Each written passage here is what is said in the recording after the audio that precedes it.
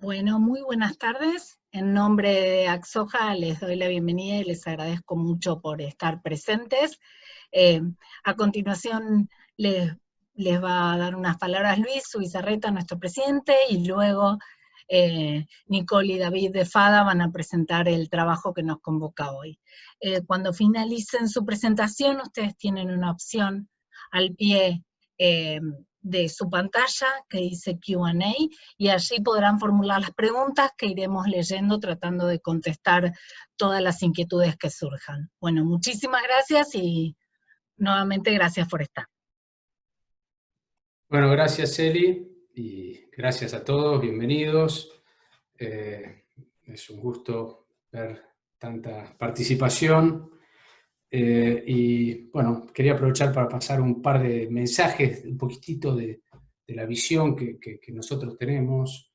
Obviamente somos la cadena de la soja, con lo cual tenemos un eslabón que es principalísimo, que es la producción agrícola, pero tenemos una serie más de eslabones muy importantes, desde la provisión de insumos, pasando por los servicios y toda la parte industrial y de exportación, con lo cual a mí me gusta decir que somos más que el campo, digamos, el campo es una parte súper importante, pero nosotros sentimos representar una cadena agroindustrial y en esa línea queremos también representar de alguna manera a la población urbana y desde esta cadena aspiramos a un desarrollo y en esa línea de buscar comunicar ese camino a las autoridades nos parece que es muy importante tratar de hacerlo desde el lado constructivo. Y en esa línea, el mensaje principal que tratamos de dar de la cadena es que tenemos que salir de la crisis hacia adelante y eso significa generar más empleo, generar más desarrollo y obviamente más exportaciones. Y la gran pregunta es el cómo, y en esa línea, un poquitito el análisis que hace años venimos haciendo es que hay distintas respuestas. Una, obviamente, y quizás la que está más relacionada con esta presentación, es la de los incentivos económicos, ¿no? O sea, tenemos que generar incentivos para que la gente produzca y produzca más. Y quizá lo que creemos es que hay que mostrarle al poder político que, insisto, la salida es produciendo más. Pero además hay otras aristas muy importantes a esto. Llámese la primera que se me ocurre es la tecnología, ley de semillas, fertilización, investigación. Hay otra arista que es muy importante y que venimos tratando desde hace muchos años, que es el tema logístico. Cómo acercar las zonas más marginales principalmente a los puertos, a nuestras fábricas. Y ahí, bueno, obviamente que hay muchos títulos. Uno es la hidrovía, que está muy en boga en este momento porque se renueva la concesión y queremos la hidrovía del siglo XXI, pero también están los ferrocarriles y el famoso Open Access, los bitrenes, cómo hacer, en definitiva, un esquema que nos permita competir contra el mundo. Otro gran título es el tema de los seguros. Hay un quinto título muy importante que es la transparencia de los mercados y en donde creemos que hay que trabajar mucho en instituciones fuertes y además en mercados de futuro. Hay otro gran subtítulo que es el valor agregado, porque nosotros creemos que si queremos generar más empleo y queremos relacionarnos mejor con las ciudades, tenemos que buscar un esquema que nos permita, bueno, generar una industria que le permita a la Argentina tener mayores valores en las exportaciones, mayor estabilidad en los precios, más mercados, en definitiva llegar a ese objetivo de los 100.000 millones de dólares de exportación, que es algo que la Argentina en algún momento parecía estar cerca con los buenos precios y después, pese a que mejoramos en las cosechas, los precios no nos ayudan a lograrlo. Bueno, nosotros de la cadena creemos que el agregado de valor es uno de los grandes desafíos del país. Sin olvidar, aparte, que los contrarios también juegan y que en general en este mundo de hoy en día hay cada vez más restricciones al comercio, sobre todo los productos con más trabajo incluido, ¿no? Ahí hay otro subtítulo que obviamente es la diversificación, está el debate de alimentos y energía y cómo hacemos para insertarnos en este interesante mundo de los biocombustibles.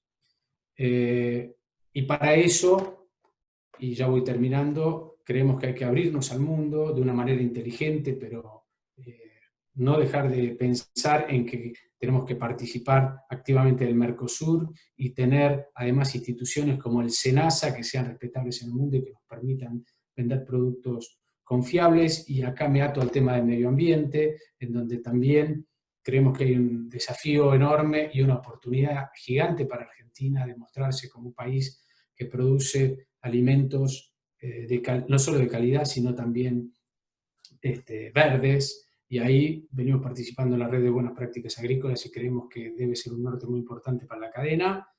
Y, por último, también creemos que todas estas ideas y este esfuerzo para llegar a las autoridades y convencerlos de que somos una parte importante de la solución pasa por juntarnos, y ahí venimos trabajando con las otras cadenas, que en definitiva tenemos enormes sinergias, no solo las 4 cadenas, sino otras cadenas de otros cultivos más regionales, para lograr llevar un mensaje unificado superador.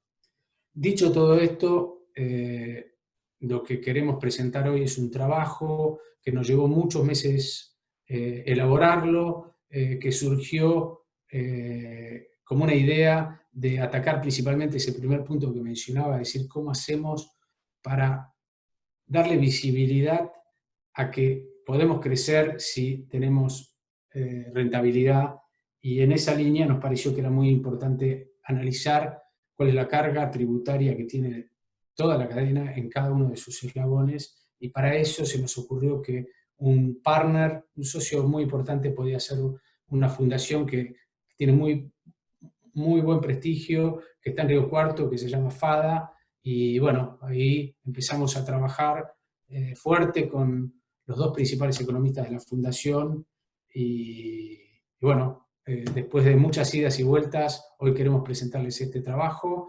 que pretendemos que sea algo dinámico, es decir, este trabajo, como ya les va a explicar David, es una foto de un momento, y obviamente todo evoluciona, y pretendemos que periódicamente podamos hacer nuevas iteraciones del trabajo que nos permitan ir sacando mejores conclusiones y aproximándonos a una propuesta que sea bien contundente. Así que bueno, dicho todo esto, David, te paso la palabra, y Nicole, para que arranquen ustedes. Gracias. Muchas gracias, Luis. Gracias a Axoja por confiar en nosotros para hacer este trabajo, y gracias a toda la gente que se está tomando un tiempo en este momento para escuchar las conclusiones. Va a empezar con la primera parte Nicole Pisani Claro, que es economista de FADA. Va a empezar con la primera parte y yo voy a terminar con la segunda.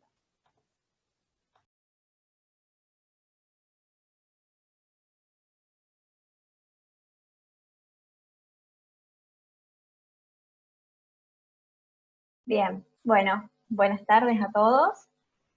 Como mencionaba David, vamos a empezar a mostrar un poco este trabajo que se hizo desde la Fundación para la cadena de la soja, que muestra, en este caso vamos a mostrar los principales resultados a los que se arribaron en este informe, que si bien es extenso, muestra lo que es la carga tributaria de 3 eslabones principales dentro de esta cadena: el primario, el comercial y el industrial, y con ello el aporte tributario consolidado, para después esbozar algunas propuestas tributarias y de políticas públicas complementarias para, como mencionaba Luis, también trazar un camino de mayor producción, mayor empleo y otros impactos que se van a mencionar hacia el final de este informe. Como les mencionaba, es una foto de un momento determinado. Se tomaron 3 eslabones principales: el primario, el comercial y el industrial, y esta foto representa el mes de junio de 2019, un mes que se eligió puntualmente porque, haciendo un análisis histórico, en parte representaba el promedio de los últimos 20 años de lo que es el precio de soja, y también el promedio de el tipo de cambio real.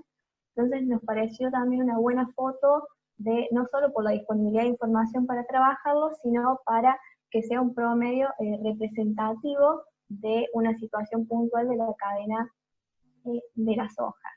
Para cada uno de estos eslabones se trazó una estructura modelo, promedio nacional, o por ejemplo lo que es el caso del acopio, en función de la principal localización y tamaño que tiene el sector, el eslabón comercial dentro de la cadena, que lo mismo se hizo en el eslabón industrial, donde se representó una industria upriver, que toda la producción que se realiza desde el eslabón primario pasa por el eslabón comercial, luego se industrializa para obtener harina, aceite y pellets de cáscara para ser exportados, o sea, tener destino en el mercado internacional.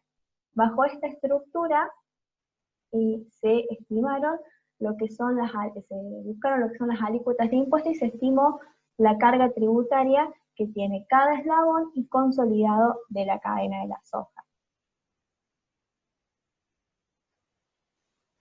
Haciendo el análisis de cada uno de los eslabones, se llegó a la conclusión que la carga tributaria de los 3 eslabones asciende para el mes de junio de 2019 a $150.21 por tonelada de soja. Todos los resultados, para que sean homogéneos, se expresaron por tonelada de soja. En este momento en particular, los derechos de exportación estaban en 27,13%, distan de lo que hoy son los derechos de exportación, del 33%, por eso hacia el final se va a mostrar cómo cambian algunos resultados con estos cambios en los derechos de exportación, pero en este caso puntual, de junio de 2019, la alícuota era del 27%. En este sentido, de estos $150, la principal carga que soporta la cadena está representada por los derechos de exportación, que es un 66%, y luego un 34% se distribuye entre el impuesto a las ganancias, con un 21%, y después, por ejemplo, lo que es créditos y débitos, inmobiliario rural, lo que es contribuciones y ART, con un 3%, y en menor medida ingresos brutos, sellos y tasas municipales. Esto mirándolo desde una óptica de la cadena, donde los impuestos nacionales representan el 93% de la carga, y los impuestos provinciales un 6% y municipales un 1%. Si vamos analizando por eslabón, puede verse cómo se distribuyen los impuestos hacia adentro de cada eslabón. Puntualmente en este gráfico que están viendo, se tuvo la consideración de que si bien es la industria quien paga los derechos de exportación que recaen sobre la cadena, hay una parte que corresponde a lo que son los derechos de exportación de grano, que se traslada al sector primario y tiene un efecto en los ingresos de este eslabón. Después hacia las siguientes diapositivas se va a explicar en mayor detalle este punto, pero bueno, buscando representar ya sobre quién termina recayendo el impuesto y no sobre quién lo paga, es que se muestra este gráfico, donde la industria termina pagando el porcentaje de los derechos de exportación que recaen sobre el agregado de valor, sobre los márgenes de la industria, pero también tiene impuestos de relevancia como créditos y débitos o sellos. Después tenemos el eslabón comercial, donde tiene gran relevancia no solo las contribuciones IRT, sino por ejemplo lo que es el ingresos brutos, que tiene un 29% de todo lo que paga el eslabón comercial, es ingresos brutos, mostrando una gran participación, y ya hacia adentro del sector primario, este impacto que comentaba de los derechos de exportación, ganancias o el inmobiliario rural, son los principales impuestos. Como les decía, no es quién termina pagando el impuesto, sino cómo se distribuyen hacia adentro de cada eslabón, y el impacto que tiene en este caso los derechos de exportación se redistribuyó entre los dos eslabones sobre los cuales recae. Por otro lado, podemos ir viendo cómo se compone el precio compuesto del grano de soja. Esto es un precio que se compone de la parte del grano que se extrae para harina, aceite y pellet de cáscara con sus respectivos precios a junio de 2019, que nos daba que el precio compuesto del grano de soja era de $364,91, y viendo por eslabón de la cadena cómo se compone este precio, vemos que el sector primario, la producción, explica el 43%, seguido con los impuestos, que explica el 41%, fletes un 7%, la industria 6%, y el eslabón comercial un 3%. En este punto me voy a detener a hacer una breve aclaración. Como les decía, en junio de 2019, los derechos de exportación se encontraban al 27%. Si hacemos este mismo análisis ya con derechos de exportación al 33%, los impuestos, el componente del eslabón, digamos, impuestos, pasa a representar porcentualmente del precio compuesto de grano de soja una mayor proporción que la producción primaria. O sea, se invierten los roles y son los impuestos los que explican alrededor del 45% del precio compuesto de grano de soja, ya cuando hablamos de derechos de exportación del 33%. Y por otro lado, si lo vemos por componentes de la cadena, este precio está explicado un 50% por costos, un 41% por impuestos y un 9% por el resultado de la cadena. Como les mencionaba, bueno, una forma de ver el peso de los impuestos es sobre el precio, que lo veíamos recién, está representado en las barras de la izquierda. Otra forma es verlo sobre el valor agregado, y una tercera forma es ver el peso que tienen los impuestos sobre el margen bruto, esto es, precio menos costos. Acá vemos que con derechos de exportación del 27%, que eran los de junio de 2019, este peso de los impuestos sobre el margen bruto era del 67,89%, y ya cuando hablamos de los DEX al 33, aumenta, digamos, el peso de los impuestos sobre el margen al 74%. Bueno, hasta acá, como les comentaba, es una foto del mes de junio de 2019, donde los derechos de exportación se encontraban al 27%, y donde la cadena, por medio del eslabón primario, comercio e industria, con destino de su producción hacia la exportación, tenía una carga tributaria de $150 por tonelada de soja. Las propuestas que se presentan en el trabajo son inicialmente propuestas de políticas públicas y de reformas tributarias. Las propuestas de políticas públicas tienen un poco que ver con lo que mencionaba Luis al inicio de esta charla, sobre promover el uso de fertilizantes, sobre contar con una ley de semillas, fomentar el riego para poder tener un rendimiento más estable, o poder hacer frente a las épocas de sequía, y también tener en cuenta cuestiones referentes a la infraestructura de transporte, tanto desde el fomento del uso del ferrocarril, que hoy en realidad la mayor proporción se traslada en camión, y según algunos datos, esto es más caro que el transporte por ferrocarril, y también el fomento del Open Access. En este sentido, estas son las 4 propuestas de políticas públicas que deberían acompañar las de reforma tributaria para luego tener un objetivo de producción con impactos tanto productivos como socioeconómicos. David, a continuación, les va a explicar las propuestas de reformas tributarias. Muchas gracias, Nicole. En lo que es las propuestas de reformas tributarias, vamos a arrancar con los derechos de exportación, porque como veíamos, explican 2/3 partes de todos los impuestos que paga la cadena. Después vamos a, no es una propuesta, sino un análisis sobre el tema diferencial de derechos de exportación, que es un tema pendiente en la discusión.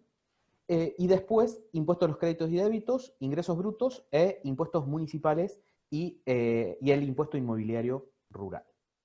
Antes de arrancar con derechos de exportación, una breve aclaración más de tipo institucional respecto a los derechos de exportación. A ver, la cadena de la soja considera que los derechos de exportación son un impuesto distorsivo y plantea que debería haber algún tipo de reforma que los elimine. Este trabajo lo que trata de explorar es una salida posible de los derechos de exportación. Dicho eso, voy a justamente la primera propuesta. La primera propuesta es, sin dejar de reconocer que los derechos de exportación no deberían existir, tratar de plantear una propuesta que sea posible en términos de impactos económicos y fiscales para reducir esta presión. Entonces, esta propuesta plantea un inicio en el año 2020 del 33% en el que estamos actualmente, para tratar de llegar en algún sendero hacia el 2027 con un 20% y en algún momento poder llegar a un 0%.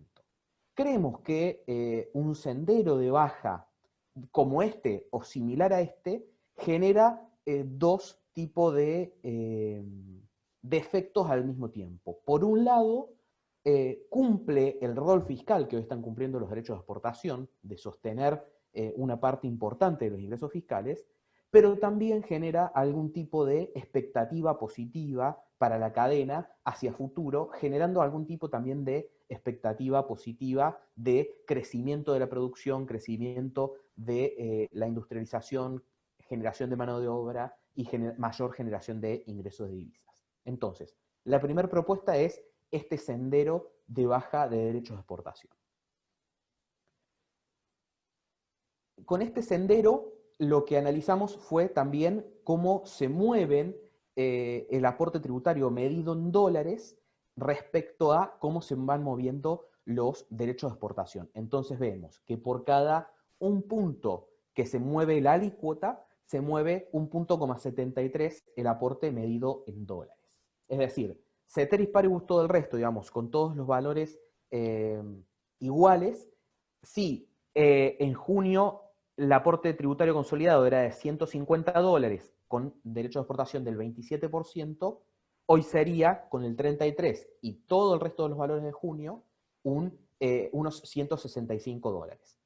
Cuando hacemos referencia a esto de junio, cobra un poquito de relevancia lo que decía Luis al principio de que, bueno, como son estadísticas, todo esto también tiene su rezago de información y por eso también es un trabajo que se va a ir actualizando y se va a ir mostrando cómo evoluciona esto. Lo segundo que veíamos es cómo con el 27% el componente impositivo es del 41%, midiendo cuánto vale la soja industrializada, el 41% son impuestos, y como si nos vamos al 33% ya estamos hablando del 45%. Si quisiéramos pensar qué incremento de producción necesitaríamos para que si vamos a un escenario de derechos de exportación del 20%, el aporte tributario se mantenga neutral, el efecto fiscal sea neutral, necesitaremos un aumento de producción de un 14%. Esto es importante para tener en cuenta cómo se retroalimentan las dos variables, pero también hay que aclarar algo que algunos miembros de la cadena, mientras hacíamos el trabajo, resaltaron y que nos pareció importante, que no necesariamente cualquier planteo que se haga tiene que desembocar en un efecto fiscal neutro, porque partimos de una carga tributaria realmente alta. Entonces, no necesariamente todo tipo de planteo debería desembocar en un efecto fiscal que termine siendo neutro. Claro que en este contexto de pandemia, de crisis económica, es muy difícil plantear estas cosas, pero son las cosas que hay que plantear si queremos pensar en crecimiento.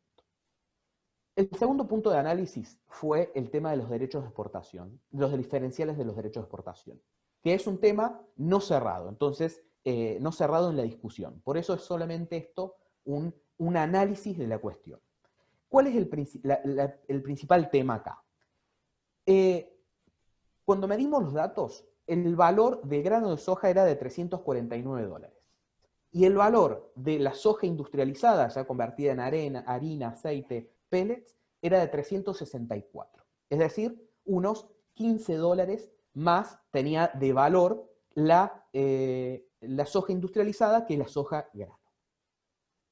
Eso es lo que acá se llama margen de industrialización. Bueno, ¿cuánto vale más una cosa que la otra? Y eso es cuánto conviene convertir el grano de soja en estos subproductos. Ese es el margen de industrialización. Si tenemos derechos de exportación, no solo se paga sobre los $349 que vale la soja, sino que también se paga sobre esos $15 que en ese momento agregaba la industria, sobre ese margen de industrialización o sobre ese valor que agrega al valor que ya tiene el grano. Entonces, en el análisis que hacíamos, veíamos, que lo mostró Nicole, que la industria también paga derechos de exportación, incluso cuando se transfiere en precio hacia el valor del productor el derecho de exportación.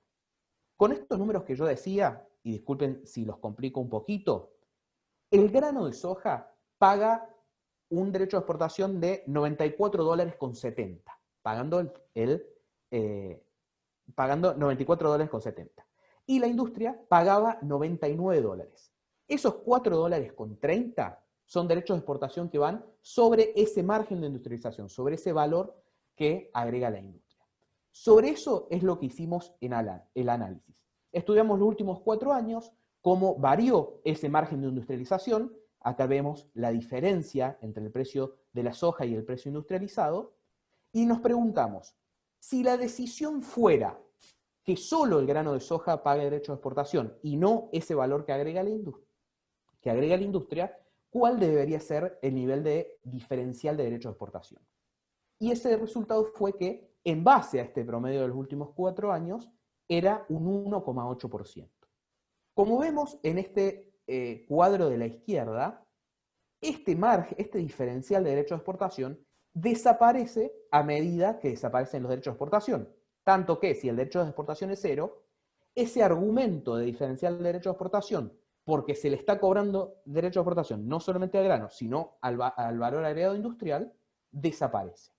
Entonces, ese es el análisis que básicamente se hizo. Si la decisión fuera solo grabar con el derecho de exportación al grano, los subproductos deben tener un diferencial de un 1,8%. Claramente, otra posición totalmente válida, por eso también al principio dije, no es una discusión cerrada dentro de la cadena este tema, es solamente un aporte de información. Otra decisión podría ser, bueno, sí, que se grabe al grano, pero si se graba al grano, que también se grabe en la industria. Perfecto. Esa es otra visión totalmente válida también. Este es el análisis de hasta qué punto el diferencial se puede argumentar vía este margen de industrialización. Desde la industria también se decía la otra cosa. Alguna razón de los derechos de diferencia de los derechos de exportación no solo ha sido esta cuestión, sino también que los países importadores protegen justamente sus industrias de producción o de procesamiento de soja. Pero también en otras posiciones se dice, bueno, está bien que los países importadores hacen eso, pero en el momento que vos tenés diferenciales, también se plantea la discusión de algún tipo de restricciones al comercio, tomando como argumento que vos estás como país ejerciendo algún tipo de promoción a la industrialización. Como les decía, es un tema que no está cerrado y solamente quisimos agregar esta información al debate. Otra propuesta en términos fiscales, y la voy a pasar un poquito más rápido, es el impuesto a los créditos y débitos bancarios, que es un impuesto bastante distorsivo porque grava todas las transacciones, no solo para el campo, sino para toda la economía, y donde realmente, si vemos el componente impositivo, cómo varía, ir de un 1,20 al 0%, apenas baja el aporte tributario en un 0,3%. Entonces, realmente el efecto fiscal, por lo menos en esta cadena, es muy reducido y sacás un impuesto que es bastante distorsivo al ser transaccional. El otro análisis que se hizo es que ante una eventual baja de derecho de exportación, por ejemplo, si fuéramos con el sendero que planteábamos, se requeriría un menor nivel de alícuota de impuesto a los créditos y débitos para seguir pagando la misma cantidad de dólares en cada una de las transacciones. ¿Por qué es esto? Porque si yo bajo derecho de exportación, el productor, por ejemplo, o el comercio, la industria paga más y reciben más los eslabones. Entonces, como es un impuesto transaccional, si cada uno paga o recibe más, termina pagando más dólares por cada una de las transacciones. Entonces, por ejemplo, si los derechos de exportación se fueran al 20%, solamente necesitaríamos un impuesto a los créditos y débitos colocado entre un 0,8 y un 1% para mantener el aporte en dólares que hace ese impuesto a lo largo de la cadena. Los impuestos, el ingreso bruto, vamos bajando a los impuestos provinciales. Los ingresos brutos, en particular al eslabón comercial, al acopio, es un tema que no genera gran impacto negativo en términos fiscales, pero que le suma un gran alivio impositivo al acopio. Entonces, una reducción de las alícuotas, incluso cuando ya tiene alguna situación especial el acopio, al tomarse un modelo de consignación, bajar las alícuotas a los ingresos brutos al acopio le trae un alivio a un sector que es muy importante y que está complicado ya hace varios años en términos de rentabilidad y no genera un impacto impositivo tan grande. Después, yendo a lo que son las tasas municipales y el impuesto inmobiliario rural, en este caso planteamos que la discusión no debería estar tanto en el monto de estos impuestos, dado que si uno trata de mirar todos los impuestos de la cadena, tal vez sean los impuestos que son que funcionan mejor o que son mejores en el sentido de que tienen una localidad muy alta, o sea, lo que se paga de tasas municipales termina quedando en la región donde está instalada la producción, donde están instalados los productores, las industrias, los comercios y donde están instalados los trabajadores.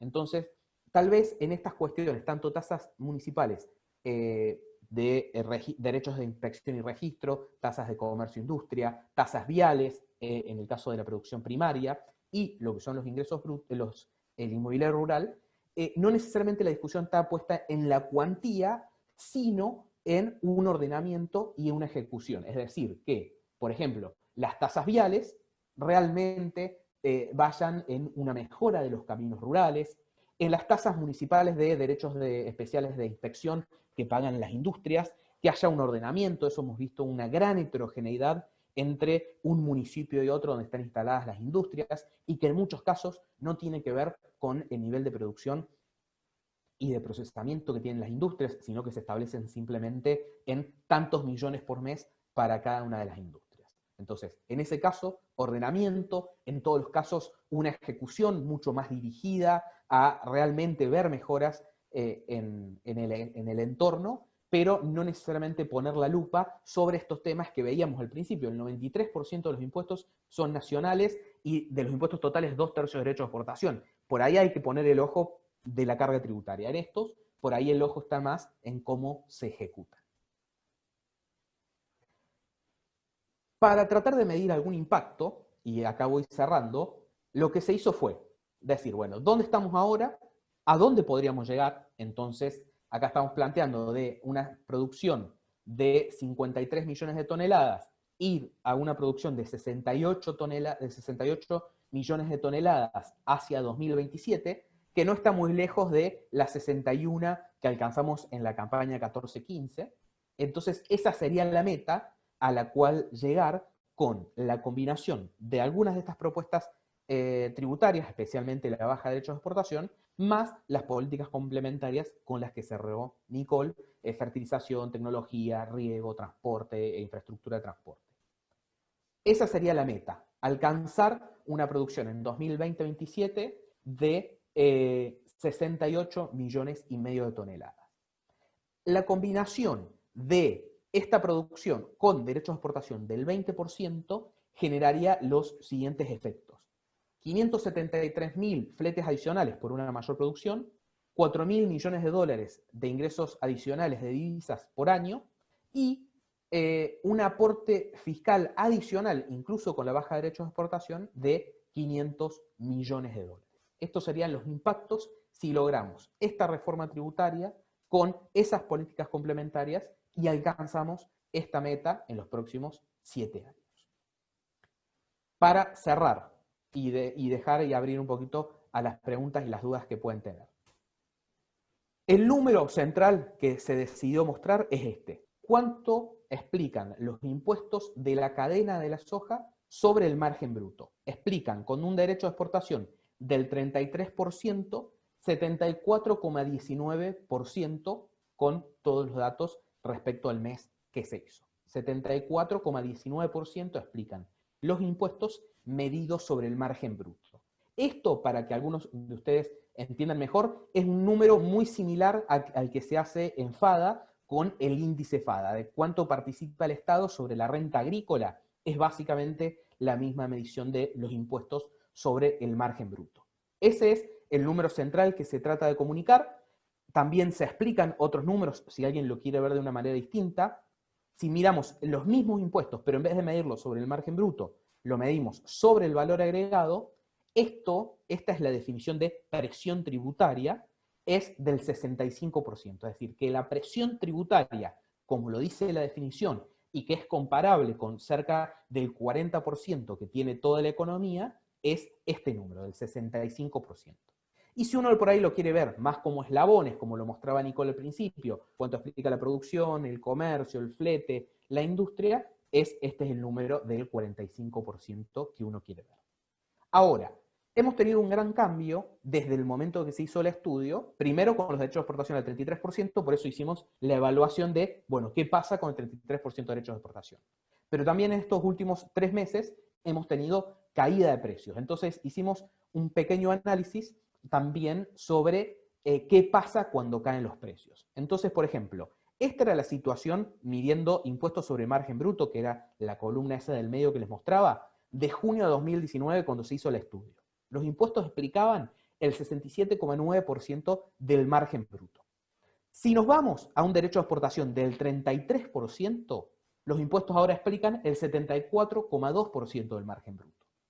Pero si le sumamos a eso una caída de precios a un precio promedio de $330 y un derecho de exportación del 33%, los impuestos se llevan el 75,9% del margen bruto. Es decir, que 3/4 del margen bruto que genera toda la cadena lo explican los impuestos.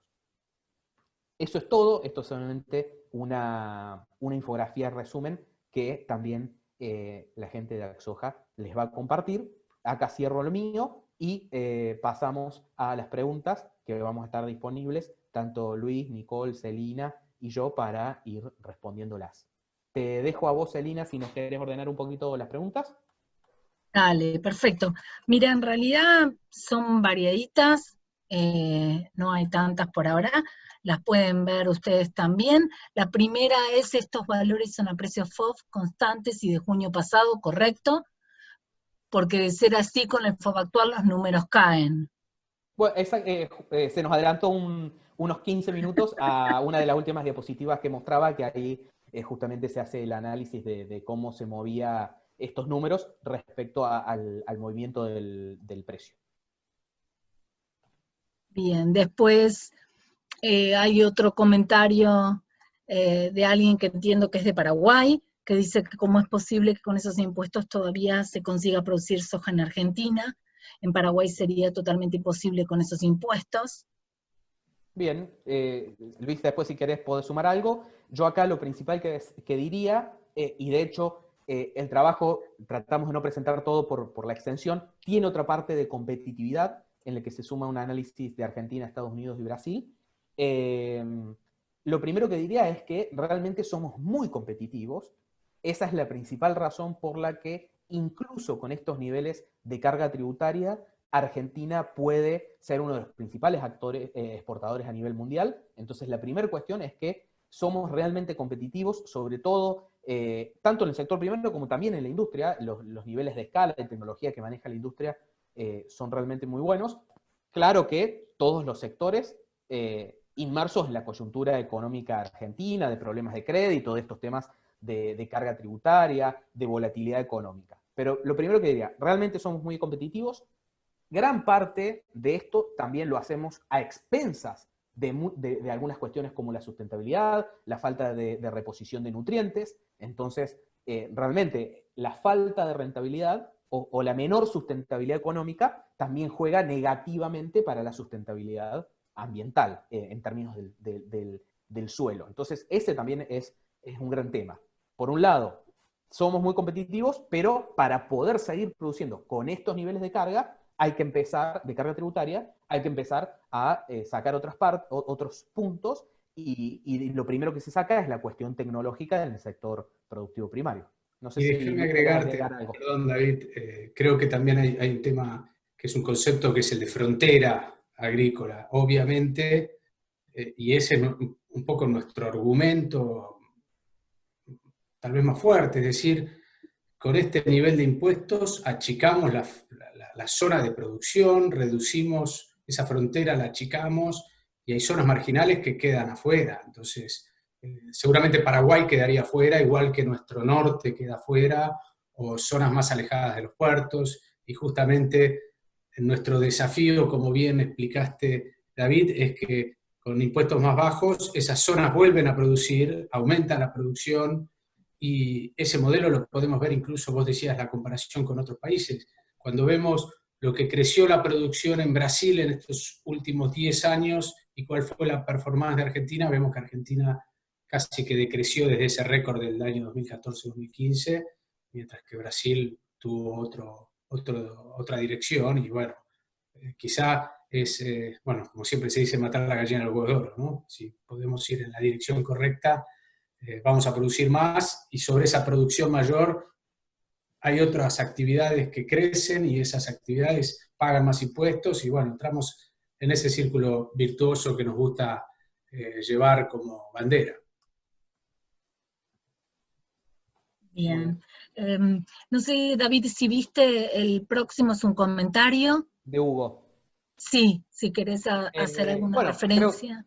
creo que es un aporte Sí, que hace sí. muy interesante. Yo lo único que diría ahí es que lo que es el impuesto, las retenciones como que vayan a cuenta de ganancias, ahí siempre ha habido una discusión. Por un lado hay alguna dificultad contable debido a que el productor no paga las retenciones, sino que recibe un menor valor por la existencia de retenciones o derechos de exportación. Entonces, por eso es difícil que se tome como pago a cuenta de ganancias, como se hace con el impuesto a los créditos y débitos, que sí es el productor quien lo paga. De hecho, por ejemplo, las compensaciones que anunció este gobierno cuando elevaron los derechos de exportación, o las que se anunciaron en otros momentos, tanto en el gobierno de Macri como en el gobierno de Cristina Kirchner, todas terminaron yendo como una especie de compensación, una especie de subsidio, porque estos otros mecanismos contablemente son complicados.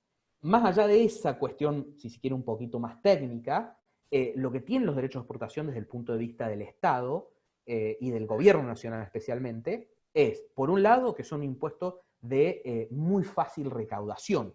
Por eso es uno de los impuestos que siempre en situaciones de emergencia son utilizados, porque es un impuesto muy fácil para aplicar.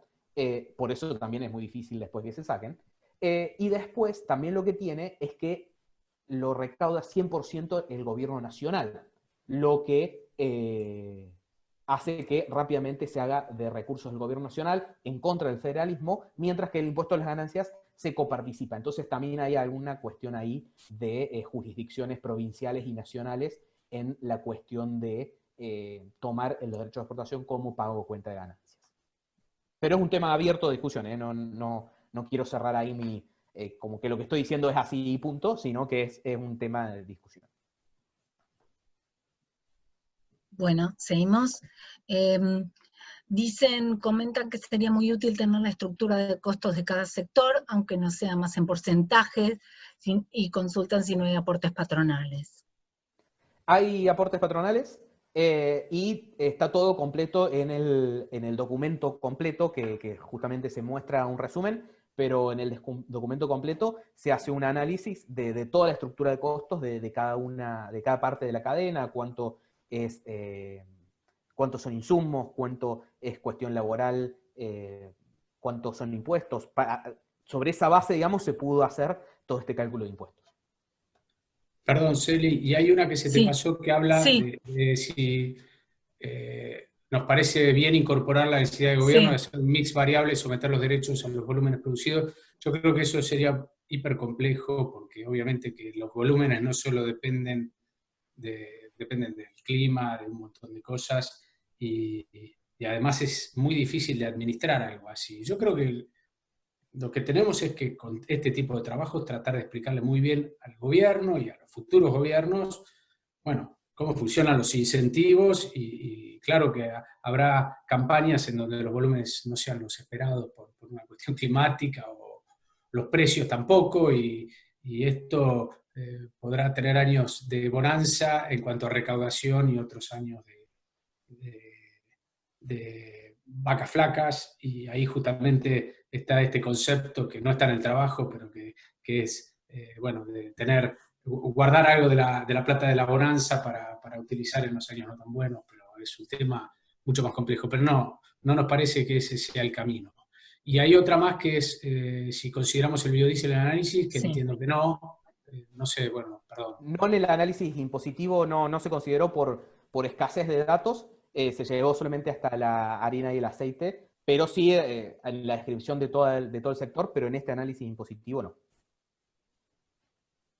Bien, otra es con los derechos de exportación mencionados, ¿cuál es la recaudación del Estado Nacional en dólares aproximadamente? Bueno, el dato era de unos $165 por tonelada exportada. La verdad que no tengo el dato en mi cabeza en este momento para responder cuánto es la recaudación a nivel nacional, pero si es de interés, también les podemos dejar mi mail y lo buscamos en un ratito y se lo pasamos. Bien. Otra es si tienen alguna explicación oficial de por qué, siendo los márgenes feos tan netos respecto de años anteriores, por qué los derechos de exportación son iguales en porotos y subproductos. Creo que la exportación de poroto competitiva es un tiro en el pie al desarrollo industrial. Sí, ese es uno de los temas que justamente queremos plantear y provocar el debate en el tema del diferencial. Y es cierto también que una de las cosas importantes a mencionar es que la industria se puede instalar en otros países. Y quizá la tierra está en la Argentina y se dejará de producir o no, pero cuando perdemos la posibilidad de tener una industria que genera trabajo, creemos que es algo difícil de recuperar, porque una vez que se instaló en otro país, bueno, seguramente ese país genera los incentivos para que esa industria funcione. Entonces, nada, nuestra levantada de alerta es decir, cómo hacemos para generar incentivos para que haya más industria, y no estamos solo hablando de la industria aceitera, otros eslabones de la soja, bueno, no sé, creemos que es importante de que tratemos de generar cada vez más trabajo desde la cadena. Bien. ¿Cómo incidiría la inclusión en este estudio de la brecha en el tipo de cambio? La adquisición de insumos y otros gastos se ven afectados por eso. Bien, yo este análisis lo dividiría en un par de preguntas, en un par de temas, porque el tema de la brecha de cambio está muy presente y las consultas sobre el tema. Lo primero que diría es, hoy, la brecha del tipo de cambio en los costos de insumos no están afectando, porque todos los insumos se cotizan al tipo de cambio oficial. ¿Por qué aclaré y resalté hoy? Porque algo que viene muy pegado normalmente a el cepo cambiario como que tenemos hoy y que nos genera la brecha, es un cepo importador, que hoy todavía no lo tenemos tan instalado, pero mientras sigan estando en riesgo, se sigan perdiendo reservas, es muy probablemente que se llegue si el gobierno decide no mover o mantener relativamente quieto el tipo de cambio oficial. Esto pasó en el periodo 2012-2015, donde además de cepo cambiario, teníamos cepo importador. Si se acuerdan, los autos, las computadoras, los teléfonos, todo estaba más caro en dólares. Eso todavía nosotros no lo estamos viendo porque todavía se puede importar a tipo de cambio oficial, aunque cada vez más difícil. Entonces, si eso realmente se endurece, ahí lo vamos a ver en mayores costos de los insumos y eso ahí va a terminar afectando. Por eso resaltaba el hasta ahora o hoy no afecta, pero no estamos muy lejos de que sí afecte. El otro punto donde claramente impacta y que no lo impacta solamente a las cadenas agroalimentarias e industriales, sino a toda la economía, son en los incentivos a invertir cuando generás pesos que valen realmente muy poco. Pero bueno, si yo mido mi salario en tipo de cambio libre, tampoco vale nada. O si lo mide el kiosquero, cuánto le queda después de producir, y lo mide en tipo de cambio libre, no le queda nada. Entonces, eso es más de incentivos a la inversión, a la producción y al trabajo que afectan, están afectando al campo, pero afectan a toda la economía. Y ni hablar, si hablamos de industria, este tipo de cosas, empresas extranjeras que invierten en Argentina, que tienen que invertir dólares de verdad y después no pueden tener ningún dividendo en dólares de verdad. Entonces, eso también a la inversión extranjera también la desincentiva por ese lado. No salen dólares, pero tampoco entran. Bien. ¿Qué viabilidad de aceptación le ven a las propuestas en el corto o mediano plazo? Voy primero nada más, Luis, con una cuestión más técnica. Justamente fuimos con un sendero relativamente muy gradual, estamos hablando de en 8 años recién ir al 20%, tratando de plantear una visión relativamente posible y realista, que no generara un impacto negativo tan fuerte en términos fiscales en el corto plazo, pero sí generara expectativas positivas y un sendero positivo hacia futuro. Luis. Y yo agrego que creo que tenemos que ir buscando socios y que evidentemente no es fácil. Tenemos que tratar de convencer a algunos primero y después a la mayoría y después a todos de que este es el camino para que la Argentina salga adelante, y nosotros que estamos en el sector creo que lo entendemos y nos cansamos de decirlo, pero claramente no lo sabemos comunicar bien, y por eso, bueno, me parece que no tenemos que desanimarnos, pero claramente no es una tarea fácil lograr que nos acepten, pero tenemos que hacer ese trabajo de ir, bueno, viendo primero tal vez a los que sea más fácil de que no entiendan, y después, bueno, ir tratando de convencer. Y bueno, la verdad es que yo personalmente estoy convencido de que esto es algo que es evidente y que finalmente es la salida. Y está clarito. Entonces, bueno, tenemos que ver cómo hacemos para convencer a los que toman las decisiones de que este es el camino y que, bueno, como bien dijo David, me parece que pensar en algo abrupto va a ser muy difícil. Lo que estamos planteando acá es algo que sea gradual, que permita darle visibilidad a cómo realmente se van dando las cosas que nosotros decimos que van a suceder si vamos por este camino. Bien, después hay un comentario. No sé, David, si vos querés decir algo, y si no, después también consultan sobre el rating, si podemos brindar el rating de los 3 países comparados, y un comentario Bien. sobre la productividad. Y a eso de la productividad le sumo una pregunta que no alcanzo a ver de quién es, del chat, que dice, si somos tan competitivos, ¿por qué no aumentamos las producciones? A ver, primero para eso es porque lo vimos en el resultado. Del margen bruto que genera la cadena, 3/4 partes se le lleva al Estado en impuestos. Así que somos muy competitivos, pero gran parte de esa competitividad la termina capturando el Estado en carga tributaria, y por eso no se traduce en mejoras y crecimiento en la producción. Por eso, hablar de esto de la competitividad a veces puede ser un poquito intricado, porque digo, somos re competitivos porque tenemos un montón de impuestos y al final no terminamos siendo competitivos. Somos competitivos productivamente, pero después cuando le ponemos todo el resto, terminamos no siendo competitivos y estando estancados en competitividad. En producción, discúlpenme. Y ahora sí voy al rating de los 3 países. Al rating.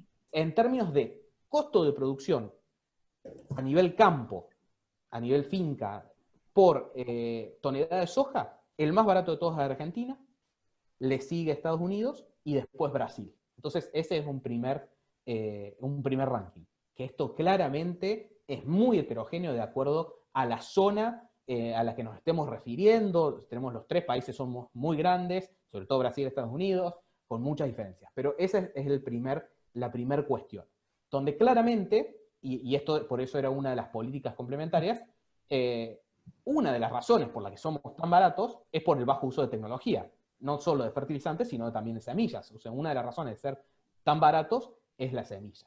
que es una razón mala, si se quiere, porque también te retroalimenta el límite de la producción. Después, en términos de flete, somos el más caro, pero al mismo tiempo tenemos la mayor concentración de la producción más cerca del puerto que otros países, que son más baratos en términos logísticos, pero tienen menores distancias. Y en términos industriales, tenemos la concentración de industrias y la escala de las industrias, y esto, Luis, no quiero meterme en tu área, también una de las mejores de los 3 países, en términos de la instalación en sí misma. Después, como les decía, cuando salimos fuera del portón de la industria o de la tranquera del campo, nos encontramos con toda esta carga tributaria, la situación volátil, el crédito caro, que hace a todo ese famoso costo argentino. No sé si quieres agregar algo, Luis. No, me parece perfecto. Bien. Un próximo comentario dice: no se debilita la posición de la cadena frente a los puestos sobre lo nocivo e injusto de los derechos de exportación al exponer la cuestión de los diferenciales. ¿Hay de buenos y otros malos? Ahí, si me permitís, David, nosotros en este trabajo lo que pretendemos es hacer un trabajo técnico. Y el tema del diferencial, a ver, la inquietud de hacer el trabajo surgió de la mesa, en donde estamos todos sentados, todos los eslabones, y obviamente que siempre hay una discusión respecto a los diferenciales, y nos pareció interesante y la verdad es que constructivo analizar el tema desde los números como está hecho en el trabajo y como lo hace David. Es decir, tratar de entender el problema creo que es el primer paso para, bueno, tomar decisiones. Y eso es lo que tratamos de construir acá. Es decir, tratar de entender en dónde está, de alguna manera, la queja de la industria o si queremos ponerlo de otra manera, la posición de, digamos, la necesidad de que haya un impuesto distinto entre una materia prima y un producto industrial que utiliza esa materia prima. Ese fue el análisis que hicimos y después, obviamente, como bien dijo David, eso será materia de discusión de qué es lo que nos parece que es la mejor política de Estado. Pero, por supuesto que no creemos que haya buenos y malos, creemos que todos son malos, tanto para la materia prima como para también digamos, el valor agregado en la producción industrial. No son buenos impuestos, y lo planteamos desde el principio, pero bueno, queremos también darle visibilidad y tratar de entender en dónde estaba el debate, y nos parece que eso construye. Perdón, David, si querés agregar algo. Creo que está totalmente claro. Bien, la próxima creo que ya comentaste algo, Luis, igual lo menciono. ¿Creen que el gobierno de ustedes acepte reducir los impuestos? Sí, creo que sí, si lo convencemos de que es lo que le conviene y que va a recaudar más. Insisto, no va a ser fácil. No nos van a creer. Tenemos que por eso ir, me parece a mí personalmente, con un approach más que de queja de que el impuesto, justamente de decirles acá está la oportunidad, la luz al final del túnel es esta. Tenemos que crecer, producir más, exportar más. ¿Queremos eso? Sí. Bueno, acá está el camino y demostrárselos, y por eso no me parece mal el approach gradual, pero no va a ser fácil. En materia de IBB, si bien no explican mucho porcentaje en relación al precio, pero te graban toda la cadena. La reforma de baja de alícuota, la plantean solo en el eslabón comercial 5%, pero no se podría pedir la baja tanto en el sector primario como industrial, por la carga acumulada que genera al fin y al cabo grabar desde el primer momento y generas un aliviamiento fiscal en cada uno de los sectores. Muchas gracias. De hecho, me pasó nombrarlo, lo tenía que decir. En lo que es ingresos brutos a la producción primaria, tenemos grandes provincias como Santa Fe, como Córdoba, donde no está grabado, pero en otras provincias, como el caso de Buenos Aires, que sí, y gran parte del resto de las provincias, donde en el marco del primer consenso fiscal, o el antepenúltimo, porque hemos tenido varios consensos fiscales en Argentina a lo largo de la historia, se había acordado que toda la producción agropecuaria fuera a un 0% en cierta cantidad de años, y se terminó frenando en un 0,75 en las provincias que sí tienen ingresos brutos a la producción primaria. Entonces, justamente eso tenía que decir, que se vuelva a esa baja gradual original que se había planteado en el consenso fiscal, entendiendo justamente, no sé el nombre porque dice anónimo, pero justamente lo que está mencionando esta pregunta se había entendido en el consenso fiscal, y todos los gobernadores y la nación habían acordado en que no es lógico, por lo menos a varios sectores, y sobre todo los primarios, porque después van generando un impuesto en cascada, gravarlos. Lo que es la industria, si bien también golpea, pero por ahí lo que es exportación, al estar exento de ingresos brutos la parte exportadora, tiene un menor impacto en toda la producción, porque gran parte de la producción se va a exportación. Bien. En términos de sustentabilidad, ¿qué oportunidades ven puntualmente? Acá, obviamente que da para otra charla, porque es un temón, pero muy reducido. El mundo cada vez está enfocándose, y sobre todo los jóvenes, y lo vemos cada uno de nosotros, en nuestras familias, enfocándose en los productos sustentables, y se interesa muchísimo por esto. Argentina produce sustentablemente, pero claramente siempre hay alguien que no lo hace así, y eso nos ensucia a todos. Y la verdad es que, y es una opinión de vuelta personal, creo que tenemos que ponerle desde la cadena un foco grande en autoexigirnos normas duras y de alguna manera mostrarle al mundo cuán sustentables somos, y lográndolo vamos a tener acceso a mercados impensados con precios mejores, digamos. Si nosotros nos distinguimos y tenemos la posibilidad de hacerlo, como los que hacemos las cosas bien, y que creo que las hacemos en el enorme porcentaje de los casos, y le damos visibilidad a eso, y le damos algún tipo de trazabilidad, y le ponemos un poco de foco en trabajos claros sobre el tema, me parece que vamos a poder vender mejor nuestro producto, y como hace cualquier comerciante, y tener un premio en el precio. ¿Qué entidades de la producción forman parte de Axoja? Me refiero a la producción primaria, y en todo caso, saber si Axoja, que alberga todos los eslabones, tiene una posición común sobre los diferenciales de retenciones. Bien. Bueno, las entidades de la producción están todas, corregime Celina, además de las 4 entidades que están en la mesa de enlace, están las entidades que se llaman tecnológicas, ACREA y APRESID, representados. Y debo mencionar que la idea de este trabajo fue justamente de Ricardo Berman, que es el representante de ACREA, y participó mucho ACREA en este trabajo.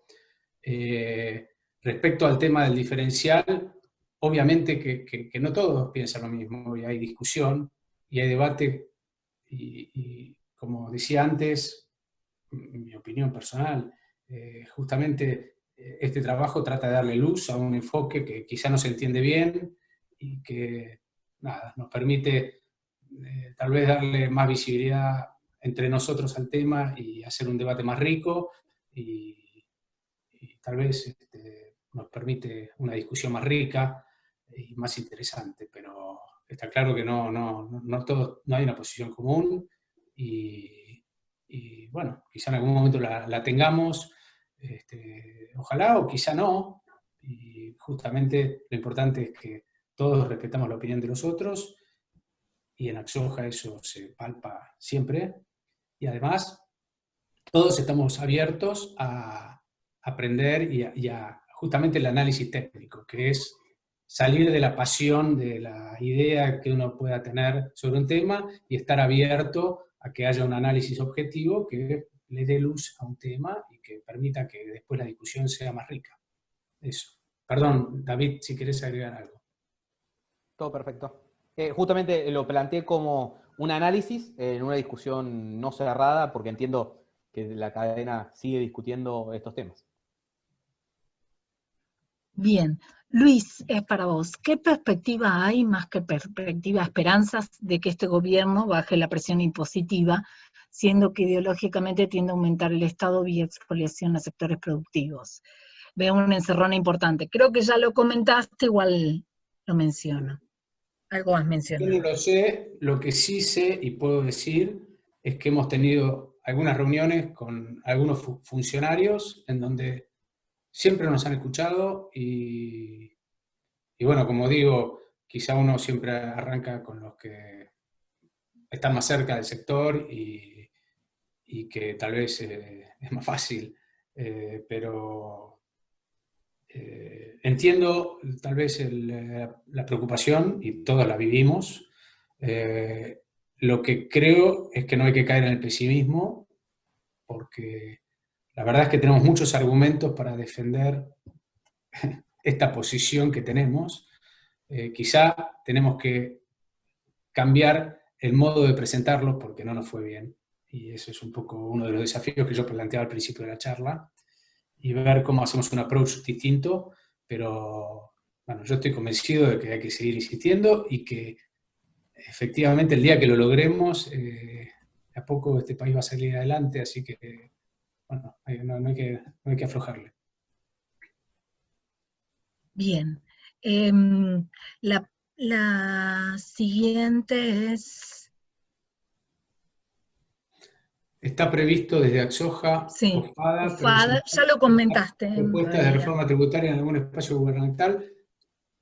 A ver, el trabajo primeramente va a ser público y como dijimos antes, pretendemos que esto sea algo dinámico, es decir, que no sea un trabajo que queda ahí en la biblioteca, sino que sea de alguna manera algo que sigamos mejorando para que justamente nos permita tener cosas actualizadas. Y sí, o sea, yo no descarto que nos podamos juntar con algún... Obviamente que dentro de Axoja están todas las instituciones que forman parte de ella, que tienen su rol estratégico y que súper respetamos. Nosotros creo que tratamos de llevar esto a un análisis técnico y sí, si alguien nos pide de conversar el tema y de presentarlo, no veo que haya ningún impedimento. La próxima es para Luis. ¿El mantenimiento del arancel de Estados Unidos al biocombustible suma al derrumbe internacional de los combustibles o para los biocombustibles locales sería el mismo resultado aunque Estados Unidos no mantuviera la sanción? No, a ver, es cierto que el arancel es una mala noticia para nosotros y si querés, es una buena noticia para los productores que tienen acceso a ese mercado. O sea, siempre perder un mercado nos pone en una inferioridad de condiciones a nosotros y por eso, bueno, desde la Cámara de Biocombustibles lo que decimos es que esto no afecta solo a los que producimos biocombustibles, afecta a toda la cadena, porque en la medida en que no podemos vender nuestro biocombustible en un mercadito premium que se llama Estados Unidos, bueno, tenemos que salir a vender el aceite en la India y obviamente el precio que vamos a obtener por ese aceite seguramente no es tan brillante como el que obtuviéramos vendiendo biodiesel en las estaciones de servicio de Estados Unidos y eso tiene impacto en toda la cadena y por eso, bueno, tenemos que insistir en, como decíamos al principio, en mantener abiertos los mercados. Cuantos más mercados mejor, cuanto más diversificada también nuestra oferta de productos también mejor, porque si nos dedicamos, si tuviéramos que vender solo aceite, vamos a estar más debilitados que si vendemos aceite biodiesel o si vendemos lecitinas y cuanto más cosas vendamos, bueno, somos menos débiles y creo que tenemos más oportunidades. Bien. La próxima, con este nivel de retenciones y sin cambios, ¿puede caer la superficie en la campaña 2021 de Argentina? Yo esa pregunta preferiría dejársela más a las bolsas, que hacen muy buenas estimaciones con esto, y decir, bueno, que en este tema hay dos factores clave, además de los derechos de exportación, que juegan, que son el tipo de cambio real y el precio. Si seguimos en un sendero de baja de precios y de un tipo de cambio real, o entre atraso o entre fijo, vamos a alguna situación un poquito más complicada, no solamente para la soja, sino para gran parte de las exportaciones argentinas. Sí, y yo agrego quizá un punto más, que es la competencia entre cultivos y actividades, ¿no? Y ya lo vivimos en Argentina, bueno, cuando el agro le quitó superficie a la ganadería y cuando el trigo perdió enormemente porque a alguien se le ocurrió que teníamos que dejar de exportarlo. Y bueno, me parece que acá también para la soja puede jugar también lo que pase concretamente con el maíz, ¿no? En este año complejo, bueno, tal vez caiga la superficie de Argentina, pero no sé si va a caer la de soja, porque tal vez no hay otra opción, ¿no? Hay otras opciones que son más complicadas. Pero bueno, como dijo David, los de la bolsa la tienen mucho más clara. Nos consultan si tendríamos algún dato sobre la mano de obra utilizada en la cadena de soja, industrias, fábricas de herramientas, campo, etc. Seguramente que sí, pero yo no la tengo. David, vos quizá tenés más claro. Sí, puntualmente en cuanto a lo que es empleo, desde FADA estamos elaborando este dato para abarcar no solo el sector primario, la industria, la parte comercial, sino el transporte, la venta de insumos de la cadena. Bien. ¿Tienen alguna estimación de, bajando los derechos al 27 años, qué porcentaje de la potencial cosecha de 60 millones iría al crushing y cuánto a la expo? Bueno, puntualmente de esa pregunta, en el trabajo, para la meta de producción, que no es, digamos, una proyección, sino que es una meta que se plantea, un objetivo que se plantea de acá a 7 años, lo que se hizo fue mantener constante, digamos, los destinos de la producción de los últimos 5 años, es decir, se tomó que se seguía exportando la misma cantidad de aceite de soja, que fue alrededor del 64%, que se exporta el 15% del grano y el restante va al mercado interno, y lo mismo para el caso de la harina y el pellet. Lo que se hace para esta meta es mantener constante, digamos, los destinos que tiene el grano y los subproductos, tanto mercado interno como externo. Bien. Para David, ¿por qué consideran que la soja es una materia prima? Tiene valor agregado, hacia atrás tiene investigación, maquinaria, fertilizantes, inoculantes. Se invierten $350 y se generan $1000. Viejo concepto el de materia prima y por lo tanto no agrega valor. Y es adelante de la cadena, ya sabemos. Bien, creo que muy buen aporte para cambiar la manera en la que hablamos, porque claramente un grano de soja, que normalmente nos referimos como commodity o materia prima, tiene muchísima tecnología atrás. Y no solo eso, sino que también, como plantea, en términos de valor agregado contable, es el sector que más valor agrega, porque básicamente enterrás semilla, insumos y algo de trabajo y sacás producción. Entonces, en términos de agregado valor contable es realmente muy alto. Así que creo que buen aporte para pensar la forma en la que nos referimos a los granos y no materia prima. Sí, sí, déjame decir, obviamente que tiene razón Pablo y es así. Lo que pasa que hay veces, bueno, obviamente que para una fábrica de aceite la soja es la materia prima y para una fábrica de biodiesel el aceite es la materia prima y quizá en ese sentido lo hemos expresado, pero es claro que el valor agregado de la soja es enorme y también tiene sus materias primas que están los insumos que se utilizan. Ahí, perdón, creo que te salteaste una que decía, ¿tiene alguna estimación de bajando los derechos al 20% en 7 años, qué porcentaje de la potencial cosecha Sí. irían al crashing y cuánto a la exportación? Pregunta alguien. Martín. Sí, Ya la había Nicole dijo que en la estimación que Nicole tenemos la lo comentó. mantuvimos constante, pero no sé si que No, no era está una todo, proyección. me la comí. Bien. Susana. ¿Cuál es el precio de equilibrio o indiferencia de la soja con estas retenciones para poder mantener el nivel de las exportaciones?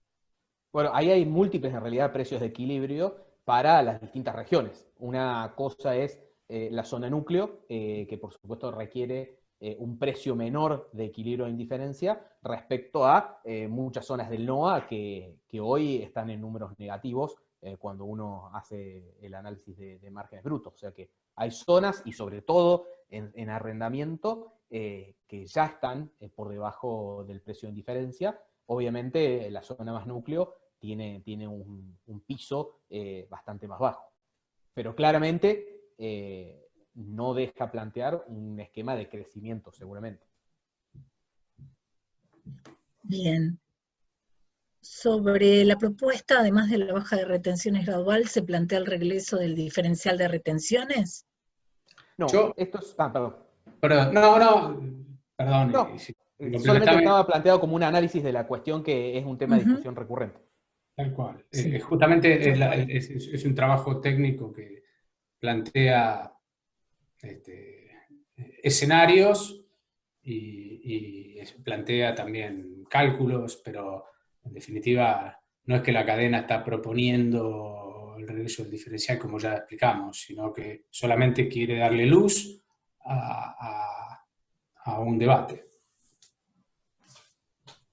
Si el tema de la calidad y la inocuidad es igual para todo el mundo, deja de ser comercial. ¿Por qué no se llega a un acuerdo privado a nivel mundial para sacar el tema de competencia y pelear los mercados por calidad y servicios? No sé si tengo que agregar, tengo algo para agregar. Es un comentario. Susana dice, ¿cuánto más tiene que bajar? Entiendo que... Perdón. ¿Cuánto más tiene que bajar? Pienso que es en relación a lo que A te su había pregunta consultado. anterior. Sí, A su ¿cuál pregunta es del el precio de equilibrio o indiferencia de la soja con estas Claro, retenciones para poder mantener el nivel de las exportaciones? claro. ¿Cuánto tiene que bajar para que no exportemos más, me imagino? No sé si ese La trabajo... verdad es que no tengo el Si lo número en la cabeza. saben. No tengo el número en la cabeza. Pero Pero aparte es por región, ¿no? Como vos dijiste. es por región y también si es campo arrendado o no, claramente los números son distintos. Por lo mismo que decíamos, Argentina tiene bastante margen todavía para poder seguir produciendo. O sea, tal vez los productores estadounidenses con esta baja de precios ya estaban pidiendo algún tipo de auxilio y nosotros todavía estamos resistiendo derechos de exportación. Es por ese mismo motivo de poder tener algún costo de producción relativamente bajo. Bien, y creo que sería una de las, o la última pregunta, ¿por qué la carne tiene diferencial a su producto reembolso y a las sojas se le eliminan? Esto está apoyado por las entidades. Sí, Comentario. yo creo que bueno, no lo sé, pero me imagino que es justamente para darle más valor agregado a estas exportaciones de ese sector. Sí. Bueno, y o algo para sumar nada más, para no meterse en el debate, para sumar, pero tampoco se deja exportar el ganado en pie, a diferencia de la soja, que el grano sí se puede exportar, pero nada más que eso.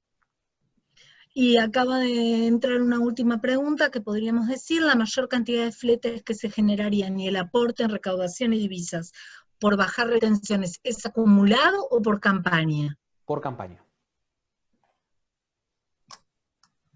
Luis, no sé si querés hacer algún comentario más. Bueno, en algo primer más. lugar, obviamente agradecerle a todos la participación, y nos encanta que hayan tomado este rato para escucharnos. Este trabajo va a estar disponible, ahora Celi les va a contar seguramente en qué lugares, y como decimos, pretendemos que este sea un juego dinámico, con lo cual aspiramos a que todos estos aportes que nos han hecho con las preguntas y a través de las instituciones miembros de Axoja seguramente vendrán muchos planteos e ideas, bueno, ir haciendo un trabajo cada vez mejor para que, bueno, esto sea un aporte a todos los que justamente estamos en este sector y estamos tratando desde distintos lugares de aportar nuestro granito de arena para que bueno, la Argentina salga adelante, que creo que es el gran objetivo y el gran, la gran, yo no quiero decir batalla porque suena muy feo, pero el gran desafío de este gobierno y de los próximos, y realmente nosotros estamos convencidos que tenemos la llave y que hay que ser optimistas, pero bueno, hay que convencer a unos cuantos. Así que eso es todo por mi parte. Gracias, Eli.